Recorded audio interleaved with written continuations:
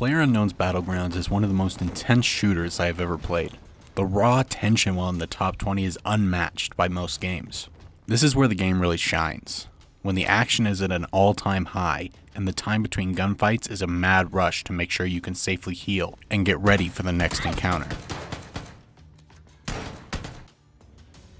This is amped up by the closing in of the zone.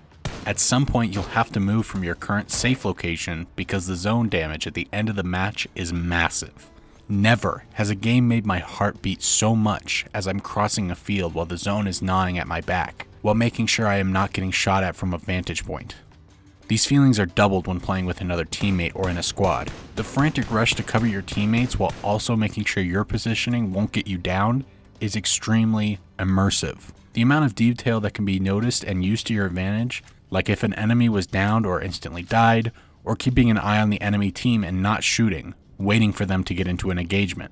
The ability this game possesses to make the player nervous is astounding, and people who win matches of PUBG are able to keep composure during the final set of gunfights, while others let the nerves get to them and make mistakes, getting a top 5 placement rather than taking home a chicken dinner. I think I can confidently say this is the most tense game I've ever played.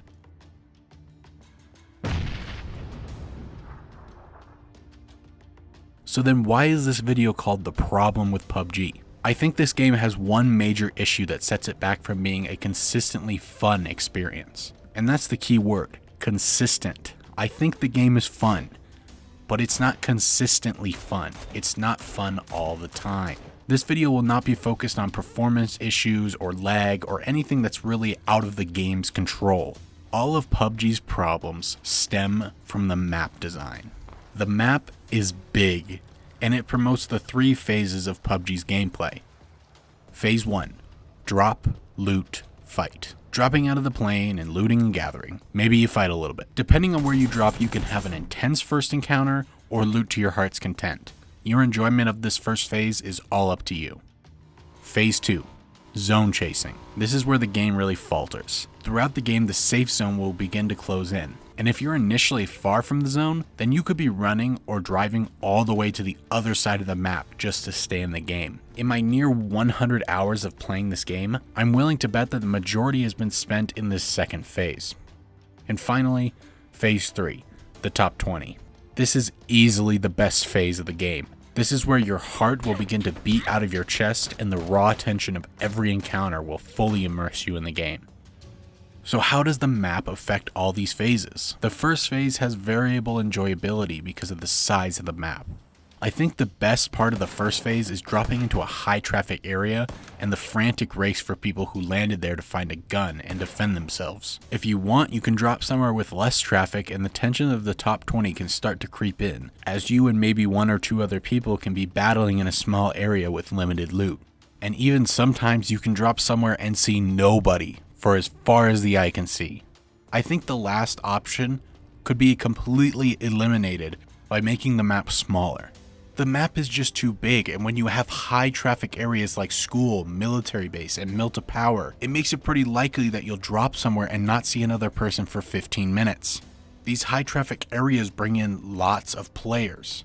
This allows big chunks of the map to basically become no man's land. I wouldn't mind that there are a lot of places to drop, except for the fact that they are so far apart that there is no concern in the first phase if you drop somewhere like Gatka and nobody else does. If Gatka was really close to something like school, then there would always be the worry that someone from over at school who probably has better loot than you would be able to come over and take you out. Instead, I could spend all the time I want in Gatka with no lingering worry about other players. The second phase of the game is the best example of how the map is just way too big. The size of the map will inevitably lead to there being a lot of traveling, sometimes by vehicle, but a lot of the time by foot. This has only led me to one possible conclusion, that running from one location to the other is so fucking boring. There is so much running in this game that there is a dedicated run button. I said earlier that the majority of my time was spent in this phase, and it's the reason I have been struggling to turn the game on after I went on a binge of it and played about 50 or so hours in 2 weeks. I most of the time hit auto run and then go grab something or check Twitter. I know I'm not going to die while running across the field, and if I do, it's for the better, to be honest.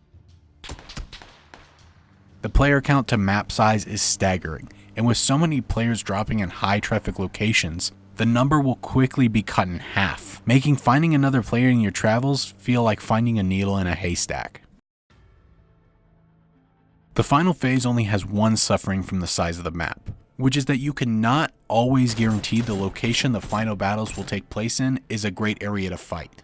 Sometimes it'll be in an open field with little to no cover, allowing for gunfights where you always have a clear idea of where the opponent is, while other times the final zone will be in towns and have the added tension of immense cover and verticality. If someone disappears behind a building, there is no guarantee that they will still be there in 10 seconds. They could have gone in the building and are waiting for you to charge their former position. Or maybe they went upstairs and are coming out on the balcony for extra cover and the height advantage. Maybe they went to hide behind the next building over or are making their way around to flank you. Maybe they intend to just leave the area completely. The possibility for action in towns is immense, and having to weigh all these decisions just adds to the tension that is already stirring by the number of players left being so low. This is obviously preferable to seeing an enemy run behind a rock in an open field. There is no questions about where they are, just point your gun at the rock and watch the sides to see which side they peek.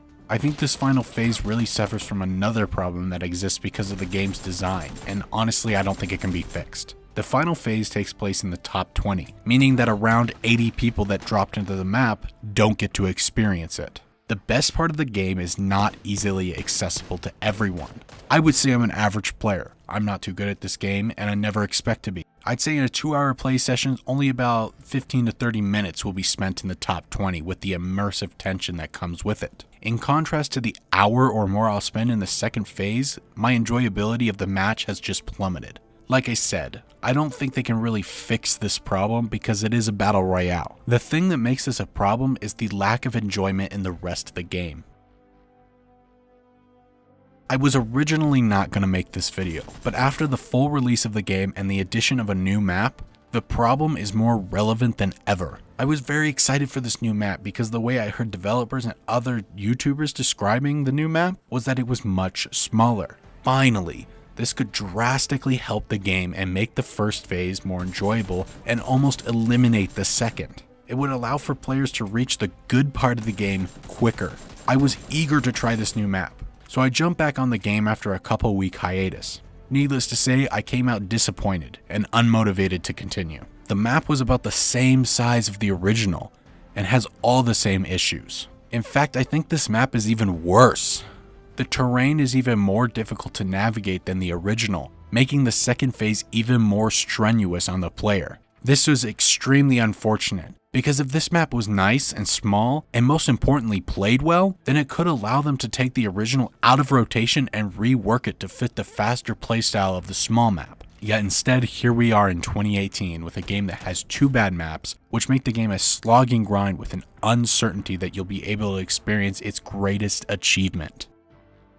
PUBG and I have a strange relationship. The way I would describe this game is that it's just too big, and even its strokes of genius are few and far between. I understand how some people can praise this game to all hell, and how this game can get an 86 on Metacritic, even though I don't feel it deserves it. The game is like a drug, and can have the player always trying to chase the high of winning a match. To some people, playing for 10 hours is justified by getting one chicken dinner. While I agree the rush of getting a win in this game is extremely satisfying, I just cannot enjoy it as much as I would like to.